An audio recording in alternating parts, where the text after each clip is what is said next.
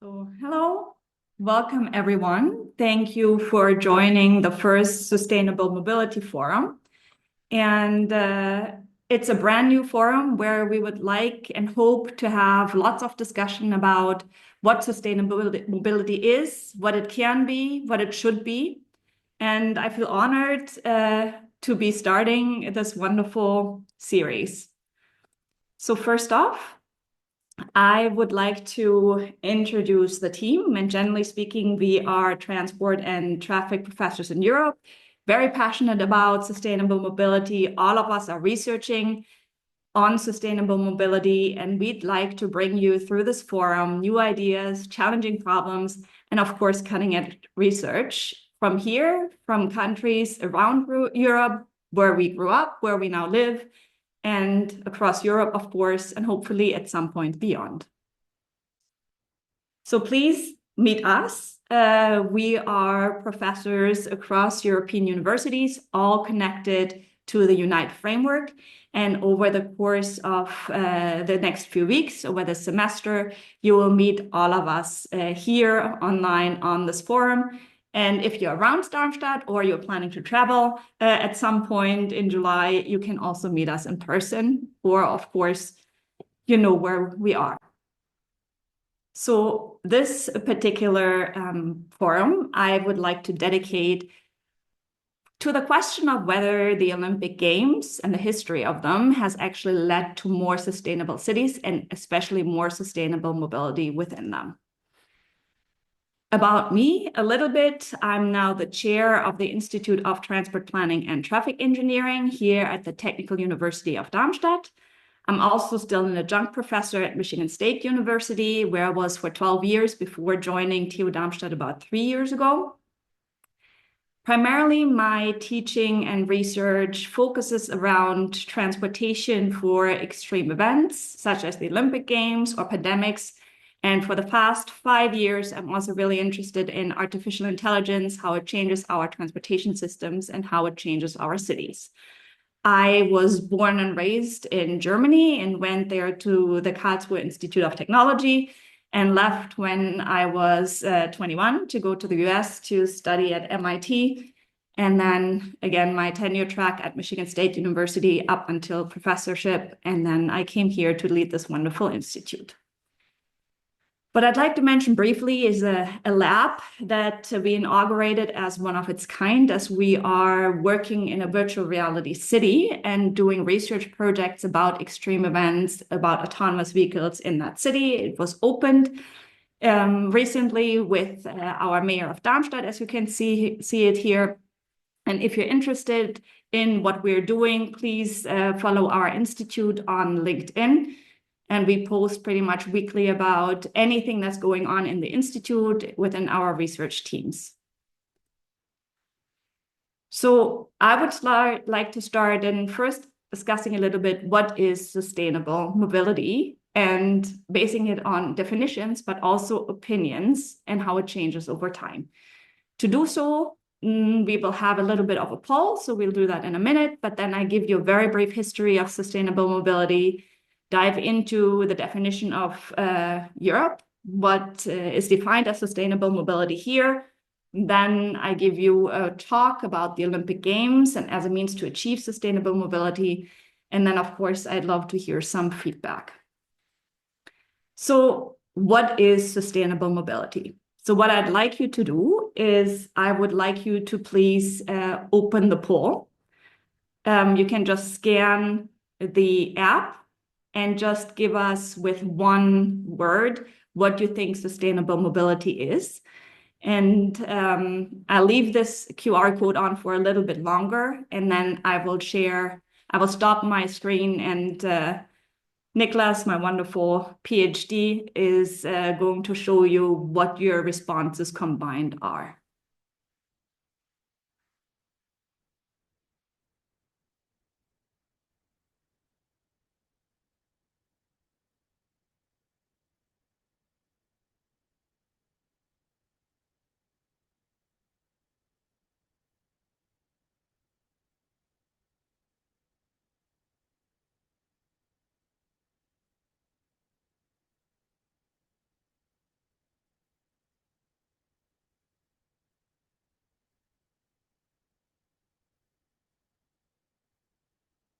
So as you're basically entering your definitions, usually the word cloud keeps changing.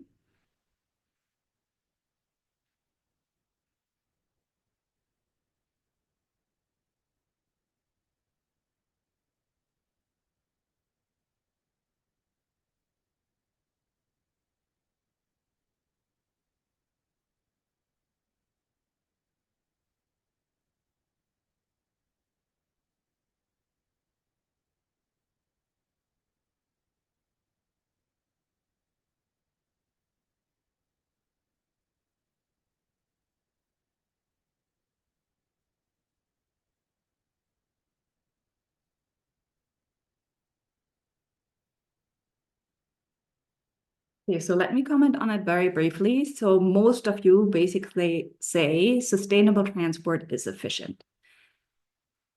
Given that I assume right now most of you are coming from the engineering background, given I'm sitting at TU Darmstadt, that's a typical engineering answer. And now I'm hearing a lot of people chuckle on the other side of that screen, even though I don't see you. But efficiency, of course, this is something that we are trained as engineers to do and try to optimize. But it's not the only thing we should consider when we're thinking about sustainability. And I see, for example, the other two aspects of a sustainable system there too. So it's not economically efficient only. We also have to be environmentally conscious, have environmental stewardship in it, and it has to be inclusive, socially equitable, something that's really important to balance within our current environment, current use. So I see a lot of low carbon, of course. CO2 reductions is one of the prime goals and is essential for a long-term sustainable mobility system. And then, of course, we are looking for synergies. How do we combine being ecologically conscious, economically efficient, as well as socially equitable? So I'm going to continue with my presentation on this side. So what we're trying to do is the following. We're saying sustainable mobility is relative. It is context specific and might be an aim rather than a fixed state as we see things develop. So in this forum, you'll basically see glimpses from different professors, different countries across Europe that are trying to grapple with how do we get to sustainability? How can we measure it? How do we define it? What are the contexts in which certain sustainable systems work and not with others? Many of you will be wondering, okay, how does safety play into that discussion? So all of those we will address throughout this semester. What else is it? Speakers in our forum will attempt to define it. In the next section, I will tell you how we came to an agreement of how we, at least as the 6 United professors as we are currently, how we are trying to define it. But we argued about it, and we argued for a long time. And it's also a difference of what it is currently, what it should be, and what it can actually be given the circumstances. And so what we decided as for this forum, we said sustainable mobility is the responsible movement of people and goods that balances economic efficiency with environmental stewardship and socially equitable costs. What I also would like to give you is how the European Union Council of Ministers of Transport defines a sustainable transportation system. One, it allows the basic access and development needs of individual. So here, basic access you can easily define as access to food, access to medical care. So everything that we absolutely need. But it also mentions society has to be met safely. Those needs, those demands have to be safe for the users, and it has to be consistent with our health, our ecosystems, and it should promote equity. That's one major pillar. The second major pillar is about affordability. So we have to be able that people can access these different systems, access mobility systems fairly and efficiently. And we also must provide a choice, because having a choice in how you get to your destination provides you with resilience, with sustainability, that you will always be able to reach, let's say, a medical center through different transportation modes. And what it also mentions, it's really supporting a competitive economy. Location, location, location is one thing that's often very, very frequently said. And for transport and mobility, it means access, access, access. We need to have a good access to these services. Last but not least, on that bullet point, it has to be a balanced regional development. So we cannot just focus on one area. We should spread out the benefits of mobility systems.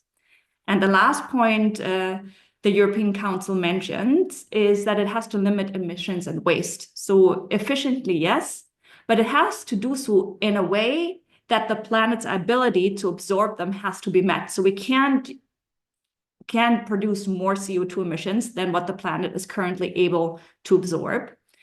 Therefore, we should use renewable resources as well as those we use as non-renewables should be very low or at rates of development that we can renewably substitute. So in the long term, we reach sustainability. And so we should minimize in doing so the use of land and of course the generation of noise or other types of emissions. So this was a brief introduction to what sustainability is, how we would like to work with those definitions within our forum. In the next relatively brief section, I would like to talk about the history of sustainable development. And again, very briefly, there's a short timeline about sustainability and sustainable systems. So in the 1950s, there was the emergence of predict and provide planning. That means we're trying to understand as transport engineers, and it was very design specific. We wanted to see, how do users want to use the system? And our job is to provide. So back then, basically, a lot of highways were created because we saw more and more cars demanding space, demanding road space. It led to congestion. And when it led to congestion, we were basically building more roads, not considering that there's a derived demand.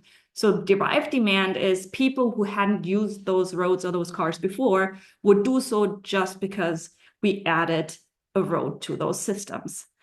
Slowly in the 1970s, we had some recognition of, okay, there is an environmental impact. There's not only just the use of land, but impacts on health, impacts on the environment around us. And so in 1992, there was the introduction of some type of sustainable mobility context and concept. And here we were looking at primarily to the European Union, to the Green Paper, and how it described basically the impact of transport on the environment. And it introduced the sustainable mobility concept. In the 2000s, slowly but surely, we started integrating multimodal transport solutions and suggesting those in an attempt to basically move people away from their cars and try to find different solutions to provide mobility and do so sustainably.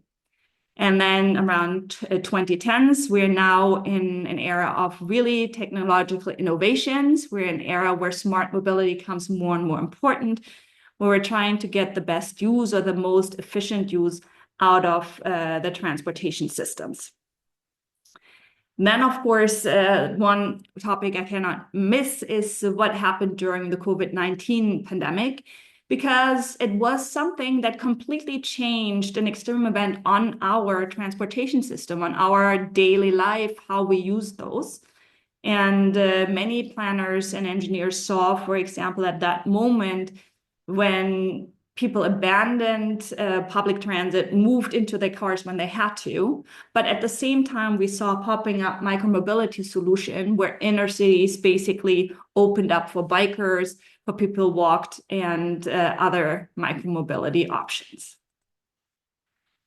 So generally speaking, when you talk about the paradigm shift in sustainable mobility, you move from that predict and provide that we had for a very long time, where we continued building roads and had a never-ending cycle of induced demand, continued building road infrastructure, and used design standards rather than a holistic approach, moved into the predict and prevent. So now we are more in an era where we are looking for a balanced and efficient transportation system, where we first off try to reduce the need to travel. So here we could say, for example, home office is a very given theme about how you try to reduce mobility as the first step because we're moving so much.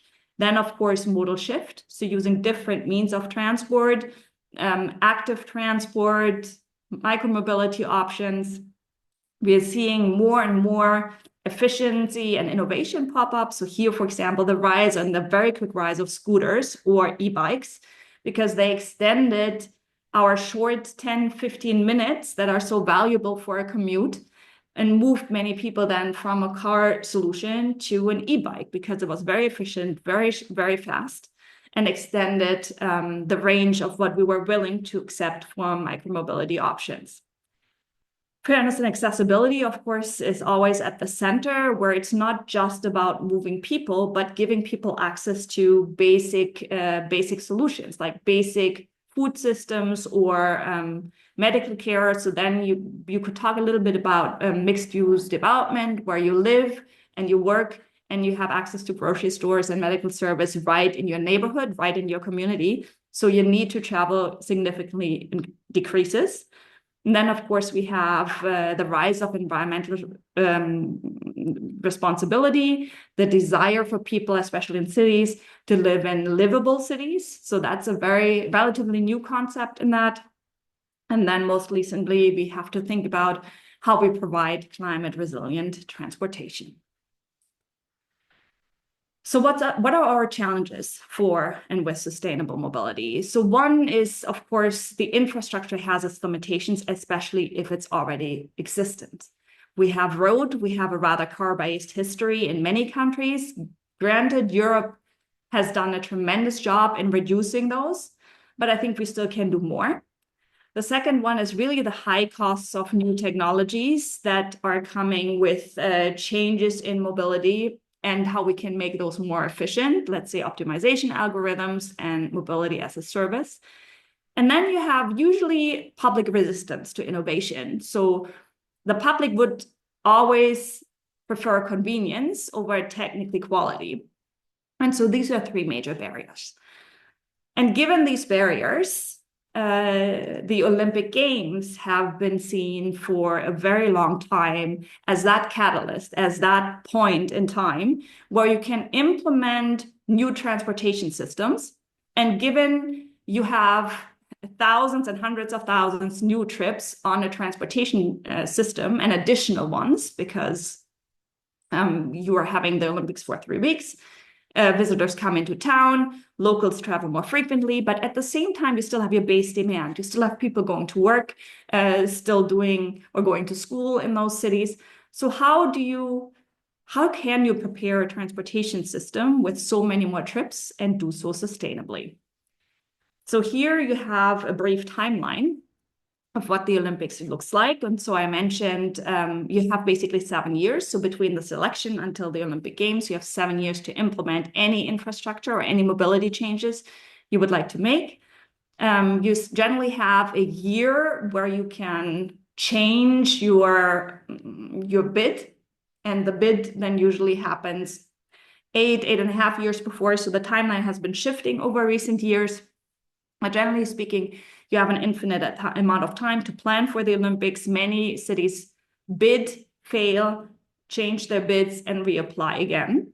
And so you have a really long timeline, but then you have the Olympics that are 3 weeks long.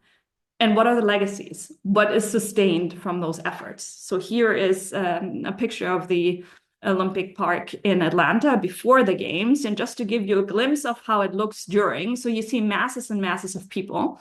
And as you can see here, the only sustainable mode to go to a stadium is literally by walking to be able to accomplish those masses. And so the question was, what role do actually mega events play in urban development? How do they change urban development? And are those legacies sustainable? And I've personally focused on transportation and transportation legacies, which we'll see, but it was a much broader question in a sense. I can assume that mega event owners, so in this case, the IOC, influences or exercises a decisive influence on these local transport planning efforts because they have requirements on those systems. So one very simple requirement is the athletes have to get to the stadiums and they have to do so on time, right? And then the outcome was what I said. Cities that are staging these mega events have a very distinct pattern of how their urban transport systems and urban systems develop. And is that it's not just catalyzing the plans the cities originally had, so before they even had the Olympics, but that these host cities deviate from these planned urban trajectories. And the question was it for the better for transport? Was it for the worse? Or are we landing somewhere in between? And the theoretical framework was basically looking at a model of urban change. And the driver was very clearly that the mega event owners have a powerful voice in how these cities develop, because they must secure that the Olympics can be staged successfully. Then we are looking at how do these dynamics change? So in what ways can a megabond influence, and in what ways do cities push back on their own developments to secure what they had? And then looking at, as an owner of these events, how do they develop then transport in those cities? And in order to do this, I had applied for different reasons to 4 cities. I added in my later career many others, but for that particular one, I wanted to look at those that have been known for a long time. You can see the long-term, the sustainable effects. And so I did a comparative case studies of Barcelona, Atlanta, Sydney, and Athens. So primarily, I did interviews. I did interviews with the IOC themselves, political leaders, especially the transportation planners and traffic engineers. I also looked for companies that had worked on those and citizens. And then I did archival analysis. So for those of you who don't know, Lausanne has a giant library on Olympic literature and Olympic history. So I did an archival analysis there, but also in all the host cities, each one of those has a small library, sometimes bigger, but sometimes small. But you can find like records of how the cities were being planned. And I did so not only in the Olympic archives, but also the urban and transportation archives. And then as secondary sources, of course, for the Olympics, there were many different traffic flow patterns produced. There were transportation plans that came into play. And of course, all the metropolitan and planning documents that were somehow related, but sometimes also not related to the games. So I started looking into those plans roughly about 10 to 12 years before the city actually hosted the games, and then looked at it retrospectively after they had hosted them. What happened, and were these legacies sustained? So if you think of it as the International Olympic Committee as the stakeholder of the games, they always had to stage, like there's this famous phrasing, these were the best Olympics ever. It's given standard as the closing ceremony. And so that also implies there is perfect transportation. There is something to become one of the great world cities by demonstrating you can handle mobility, and you can handle it in a way that it's impressive on the world stage. But on the other hand, you must also stage athletic competitions smoothly, because the plan for those are fixed months and weeks in advance, and they start at a certain time. Rights are already given to TV broadcast stations, so the timeline is fixed. So now the system has to perform, and it has to do so reliably. And then this is an extract of one of the IOC memoranda of how it's planned. And it basically outlines how many times host or bidding cities and then hosting cities are checking in with the IOC in terms of making sure these transportation plans are in place. And the IOC also has advisors who basically check, okay, will the city be able to stage them, but also support these host cities in saying, we are here, we've done these many times before, we can help. And so I'd like to briefly dive into the first Olympic city that I looked at. That was Barcelona. And here is Barcelona's urban plan. And as you can see here, so the 10 yellow marked areas, these were areas of development the Barcelona City Council had established before the Olympic Games came even into the picture, and said in the future, these are areas we need to redevelop and change to make Barcelona a very livable city. And so it was for the city a way to overcome a Franco era. And their new city metropolitan vision was opening the city to the sea, adding traffic capacity in the inner city. So you had, I'll show it a little bit later, but you had a lot of car traffic going through the inner city, and it was really not desirable for the residents. And the third was the integration of really different neighborhoods that seemed to be disjoint. And they had transport hurdles they were facing, that two Olympics areas were not really accessible by public transport. So these Olympic areas were defined by essentially architects. And they said these are great places, but no direct transportation connections between those four areas existed. And I was lucky enough to be able to interview one of those architects back in the day. And he basically said, well, we really wanted to integrate the neighborhoods. We wanted them to change the corners of the city, the boundaries of the city. And so we placed them in four different sections of these cities. And then the transportation systems had to follow. So here's basically the plan of these Olympic cities. So you can imagine, you see here the roundabout with red and blue. So basically look at this circle. That's the ring road these architects wanted to achieve. And in doing so, they would basically relieve these inner, you see now the dark black lines. This is how the traffic flows went through the city. And they established, these are the pictures of the four main Olympic areas in that city. And what they did was they put these there and said, this is where we host the competitions. These must be connected. And so a ring road was built within 2 years, and it was completed within 1 year, right before the Olympics started, to connect these four Olympic areas. So you still see them in they're red marked. They had very small Olympic rings there. And so this was basically the circle that was created because of the Olympics, relieving the congestion in the inner cities. Then you had escalators and elevators going up to one of the areas, Montjuic, where a lot of competitions were being held. And so then I looked at, okay, what did actually change? So you see here again, the original 10 areas for refurbishment, 2 were added. These 2 were not in the original plan. So 3 and 10 were in the original plan of development. They added 2 further plans, especially Montjuic is beautiful, was added, and they added an access road. And here, one of the lead planners for the Olympics basically was a very clear statement that the IOC wanted to transport these Olympic family members. And so the transport networks in the city had to be improved in a way that the travel time would shrink significantly, hence the solution with the ring road. The next city I'd like to briefly talk about is Atlanta, and they staged the games in 1996. And this was their urban plan. They basically said, we want to put Atlanta on the world's map. No one really knows us. And our transport plan is simple. We want to use highways, and we want to extend the metro system to a minor extent. Here you're seeing basically the primary access roads leading into Atlanta. And their transport approach was to actually use new technologies, new traffic management systems for the Olympics to manage the increased traffic demand. And they placed most of their venues in the center of the city. What you're seeing here is it's not only the center of the road system. So this was the previous map with the black that you still hear. These are the major highways, but also railway lines and subway stations.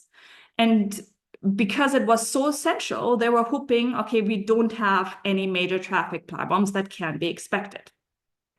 For those of you who know, that didn't work so well, at least not for the press.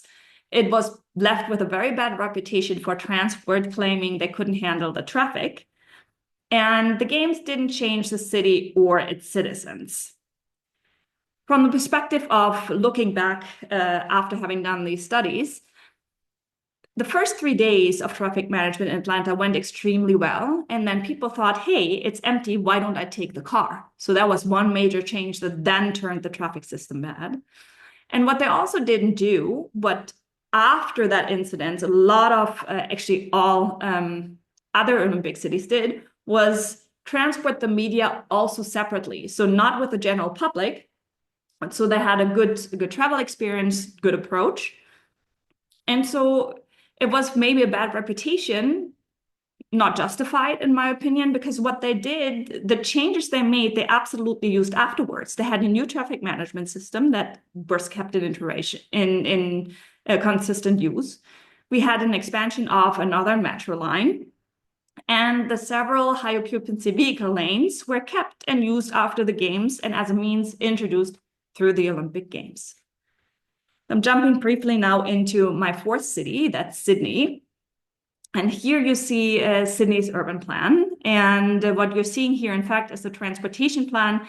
And the dark green arrows are the transportation corridors that they established. You see on the very right, Sydney, and the other dark gray spot, Parramatta. And I'm just pointing it out so you get a little bit of orientation where Homebush Bay is, which is basically almost in the middle of those major centers. And their idea was, we want to host green games. And they had decided on Homebush Bay as their main center, and they staged 80% of all competitions in Homebush Bay. That also meant Homebush Bay didn't necessarily exist before. There was nothing. There's also no major metropolitan development. So 80% of venues were built in an untouched area and equipped with many different access routes. So here, for example, is, do you see on the bottom right, you see how the games were distributed in Homebush Bay. It's not, you can see it is right in the middle. Most of the venues here were used for really large sports and very high demands in transportation needs. And on the left is a very interesting story. It wasn't funny for Sydney at the time, but their transport concept said, we want to make sure athletes are there on time. So we will provide sole access to Homebush Bay over a river and with boats. So we cannot get delayed. And so they started digging in Homebush Bay and started establishing that port for the athletes. And then they found the green bell frog. And that is a species that's endangered. And they were told, you cannot do this anymore. You have to come up with a different transport concept to get your athletes into Homebush Bay. So long story short, then they were transported by buses, exclusive buses running on separate lanes on the road infrastructure. What Sydney also had to do is, for the visitors, they were building a brand new railway station, and that could process 400,000 people per hour. And what you see here is this new station. There was a railway loop leading from one of the main train lines into Homebush Bay. It's now used for as test tracks for trainees. And what they wanted to proclaim is, we do 100% public transport. And they did. This is what they achieved. Long term, now we know a lot of development has taken place at this point around Homebush Bay to basically use that great access, use the facilities. More and more events are being staged there. So it's actively being cared for and the region is being developed. So what did actually change in the big picture? So the left dot you see here, that is where about Homebush Bay is located. In terms of development there, it was transport-wise, basically the rail loop and the main railway station. You also had in Sydney a monorail that was built, and you had access roads developed directly from the airport to the center of the city in Sydney. These are these small yellow lines you see here. And here's a quote by one of the transport planners that they were not really happy about what they had to do because he thought bids by their definition had to be aspirational. So, for example, the idea of just exclusive water transport. And the concepts are great if you look at for athletes and officials. But in the long run, there can be so many hurdles and difficulties that it can be an annoyance. And it was very stressful for the planners to safeguard and host still the Olympics without any major traffic incidents. And the last city I'm going to talk about today, at least in the presentation, is Athens. And they staged the games in 2004. And this was the urban plan. So they had major developments in terms of the metro lines planned, going to the Sparta airport, to the center of the cities in Tagma, and a new line to Glyfadar, that's, you see it at the bottom in the south, and Piraeus, which is the port city. So what happened during the Olympics, besides the metro plan, was also a tram network. And as you can see in those original lines, and I point again to Glyfadar in the south, if you go along the coast up to Amina, there was clearly no metro line planned. And that is part of the story of the Olympics. Because then the Olympics came, and the city and the IOC decided on what you see here in purple are the ones or the major areas where sports were to be held. You see the airport, bottom right. You see Oaka. This is pretty much in the middle of Athens, where a lot of sports were being staged. If you move a little bit up north, that's the Olympic Village. And then you see along the coast, Falira and Hellinikon. These were two other major areas where you would host the Olympic Games. And what they said, you might have heard of the Sirtaki principle, where as closer the games came into being, the more pressure and the more construction Athens was doing. And this is a quote from one of the people involved in the planning process. And he said, we were given the yellow card. And the yellow card the Olympic gives usually when they see that progress is not being progress wasn't made smart enough and fast enough in the view of the IOC. But the transport planner basically said that meant to us, we needed to do whatever the IOC wanted.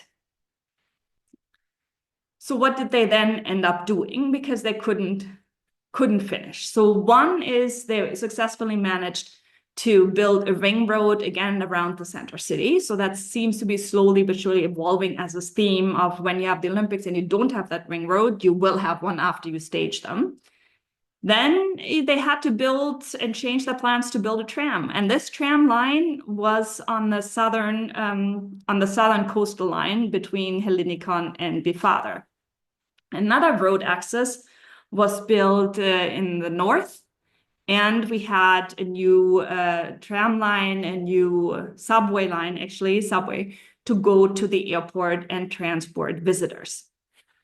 So if you look at the unfinished or the change in plans. So it was basically, we need to solve this traffic mess that we have in Athens. And what he said, even, and this was an interview that was done about 5 years after the Olympics were over, the planner said, well, it's as congested as it was before the games. The newly built highway, they predicted would reach capacity, meaning so congested that it would reach it in the next couple of years. The tram hadn't been completed that they had made for the original plans. The suburban ones, they operate still at an operational loss because they cannot attract enough people. And the metro also reached capacity within very few years. So how does that come into being? So it's generally speaking, if you compare the mobility requirements of the games, you have different groups that you usually don't have in the city. You have commuters, and but not much else. So I'm giving you a brief look. You have one VIPs. VIPs you can classify as heads of state, for example, that have to travel in a motorcade. They have to be moved away from the general public. Then you have the media. So everything you show the media has to be presentable to the world stage. Then, of course, you have the volunteers that need to arrive. You have the working staff, so those who actually run and are essential for the games. So let's say judges of competitions. You have, of course, the athletes who need to be there on time in a relaxed manner because they're competing. And then, of course, you have a bunch of tourists and visitors who want to see the games. And each one of those groups has a very theoretical service design. They have changing levels of service. That means they have different travel times, different travel needs. They have different frequencies. Sometimes they have to be transported on different routes so they don't interfere. And then they have different vehicles ranging from large buses to single occupancy or 2 people in any type of car. And they have different fare structures. And so the question was, we have clearly an impact during the event, and what can you sustain? And the same way I looked at mobility requirements, I also looked at athletes. I looked at the different client groups because they also partially cannot interfere. So for example, you wouldn't want the media with the general public if it's too crowded because they can't see, they can't report properly. Sometimes you have athletes who do not want to interact with the public before they actually compete because they need to focus. And so all these different requirements come into a city and they have to manage it and impact the transportation system in the long term. Each one of those has, depending on here, I put an example in how they're impacted differently in terms of what their requirements are. So for example, travel time for athletes must be well below 45 minutes. It's just something, it's a standard that the IOC used to have and still sets on cities. And then again, the separation of traffic flows. At some point, these shouldn't mingle and mix. Accessibility requirements are similar. So you have all athletes need to go to the Olympic Village. You have clearly hotels for the tourists. You have different exhibition halls, and then you have the stages of competition, so the stadiums. And each one of those have different distance and capacity requirements to each other. And you're coming up with a pretty clean system of requirements of how you need to move these people. And so what do we have? So I looked at these 4 cities in comparison, and I marked here the red ones, where these were changes that didn't plan originally. They came into being on top of the original urban plans. So generally speaking, you always see a push towards public transit. You see a push towards road infrastructure in terms of access to main points like airport to the center of the city, or connecting the Olympic Village to the different stadia. So the smarter you integrate the accessibility requirements and mobility requirements, the more sustainable your city can be. And so rather than playing that catalytic role, catalytic means you plan something, you have a catalyst, and you end up exactly with the thing you wanted. The IOC is not that, and the Olympics aren't that. It very much depends on how active these cities are involved and how well they can align their sustainable mobility plans with what the Olympic Games need. So with here, I would like to conclude the presentation because I would like to have a little bit more time and welcome any questions you might have.